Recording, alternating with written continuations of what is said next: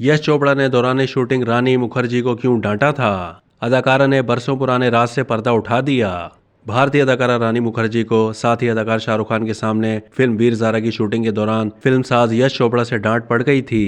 रानी मुखर्जी बॉलीवुड की मशहूर फिल्मों में काम कर चुकी हैं, जिनमें गुलाम, कभी खुशी कभी गम, ब्लैक, चलते चलते, हम तुम, कभी अलविदा ना कहना, वीर ज़ारा और बंटी और बबली शामिल हैं। रानी मुखर्जी ने comedy programme Kapil Sharma show के दौरान यश चोपड़ा से डांट पड़ने का एक वाकया सुनाया था। उन्होंने बताया कि फिल्म वीर ज़ारा की शूटिंग के दौरान शाहरुख खान के किरदार और मेरे किरदार की उम्रों में बहुत बड़ा फर्क था और शाहरुख खान को सफ़ेद बालों में देखकर मैं हंस पड़ी। रानी का मजीद कहना था कि एक मर्तबा नहीं बल्कि फिल्म सेट पर यह मेरे साथ मुतअद्दिद मर्तबा हुआ।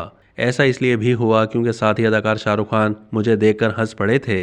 रानी मुखर्जी ने बताया कि ऐसा बार बार होने की वजह से डायरेक्टर यश चोपड़ा ने सेट पर सबके सामने मुझे डांटा, जिसके बाद मज़कूरा सीन को बगैर किसी हंसी मजाक के मुकम्मल किया गया।